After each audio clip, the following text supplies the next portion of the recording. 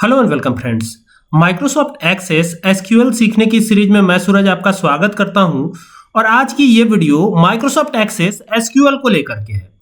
आज के इस वीडियो में खास क्या है, मैंने आपको बताया था प्राइमरी की के बारे में इससे पहले। सबसे पहले एक्सेस को ओपन करते हैं तो यहाँ एक्सेस का 365 वर्जन हमारे पास है। मैं इसी को ओपन कर लेता हूं। अब ये ओपन कर लिया है और यहां से ब्लैंक डाटाबेस चूज कर लेंगे। पहले बात कर लेते हैं प्राइमरी की। देखिए, प्राइमरी की एक ऐसी की होती है जो कि यूनिकली जो है आइडेंटिफाई करती है।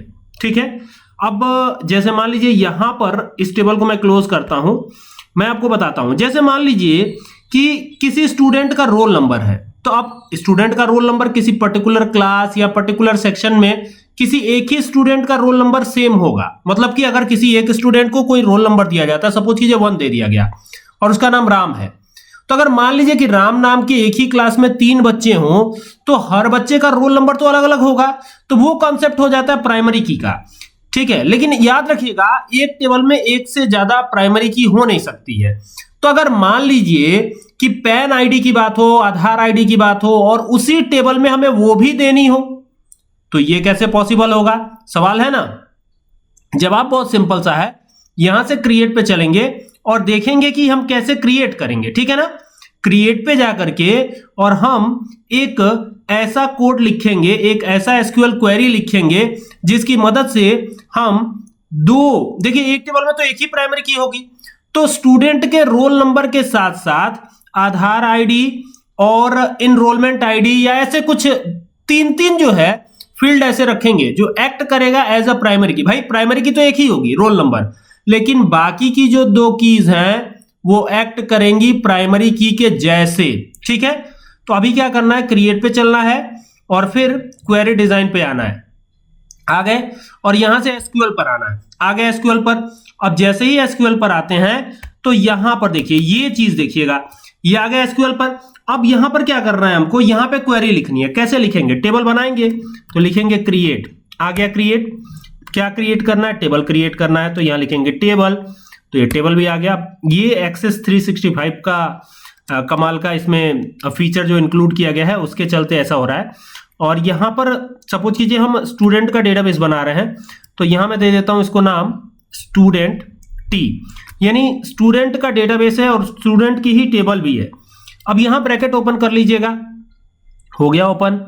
अब क्या करना है, अब एंटर कर दीजिएगा या वहीं पर लिख सकते हैं, मैंने एंटर कर दिया है, कोई दिक्कत नहीं। अब यहां पर सबसे पहले आएगा रोल नंबर, मैंने कहा था ना रोल नंबर, तो ये रोल अंडरस्कोर नंबर कर दिया हमने और इसका जो डेटा टाइप होगा वो इंट होगा। ठीक है, और यहां पर इसका डेटा टाइप ना इंट रख लेते हैं हम। तो यहां पे इंट का मतलब होता है इंटीजर, यानी इसमें इंटीजर वैल्यू ही आएगी और इसको हम प्राइमरी की बनाएंगे। देखिएगा इसको प्राइमरी की बना रहा हूं और एक टेबल में एक से ज्यादा प्राइमरी की होगी ही नहीं। याद रखिएगा जब भी आप एसक्यूएल क्वेरी बनाते हैं तो एक टेबल में एक से ज्यादा प्राइमरी की नहीं होगी। याद रखिएगा इस चीज को, ठीक है, भूलिएगा मत कभी भी इस चीज को। कभी भी आप एसक्यूएल का यूज करते हैं तो एक टेबल में एक से ज्यादा प्राइमरी की नहीं आएगी, याद रखिएगा इसको। ठीक है, इसके बाद हम एक आधार आईडी नाम का फील्ड ले लेते हैं क्योंकि इसको भी हमें यूनिक रखना है।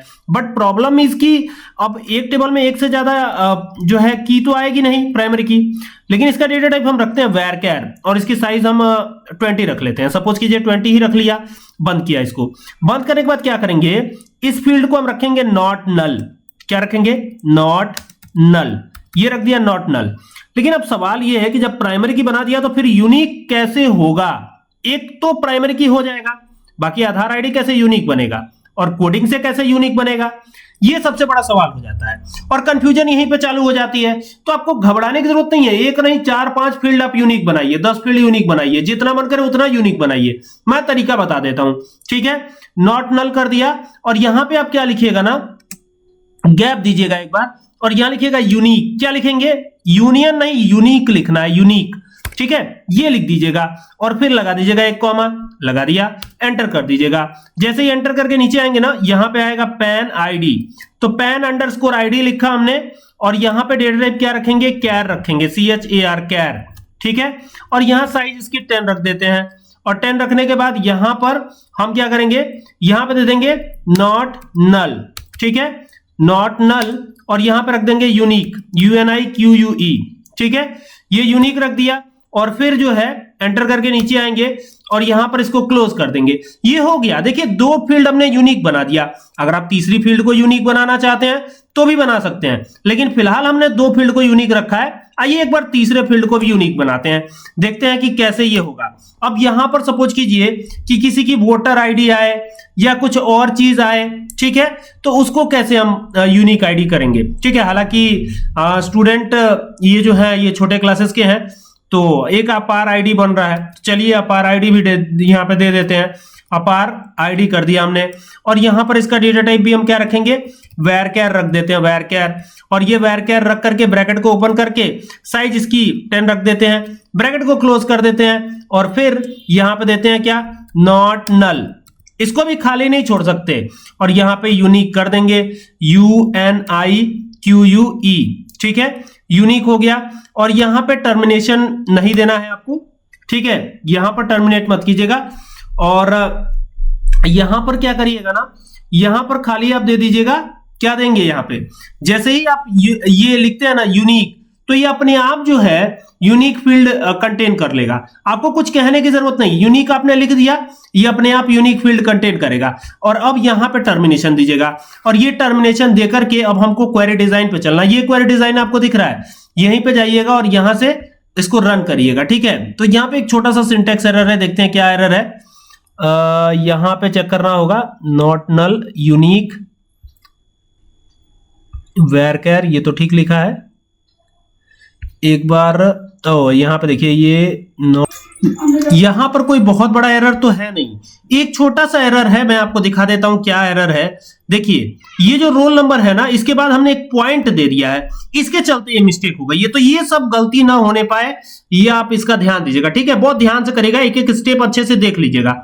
वीडियो बना दिया मैंने, आप आराम से देख के इसको कर सकते हैं। अब ये हो गया है, और अब जैसे ही रन पे क्लिक करेंगे ना, ये रन हो जाएगा। और देखिए ये टेबल भी बन गई, और इस टेबल में कौन कौन से फील्ड आ रहे हैं, देखिए रोल नंबर आ रहा है, आधार आईडी आ रहा है, पैन आईडी आ रहा है, अपार आईडी आ रहा है, तीनों चारों के चारों यूनिक है। हालांकि केवल रोल नंबर ही प्राइमरी की है। तो अगर मान लीजिए यहाँ पर रोल नंबर 1 रखा हमने, और यहां सपोज कीजिए ये आधार आईडी कोई भी हम डाल देते हैं यहाँ पे, जैसे सपोज कीजिए यही आधार आईडी है।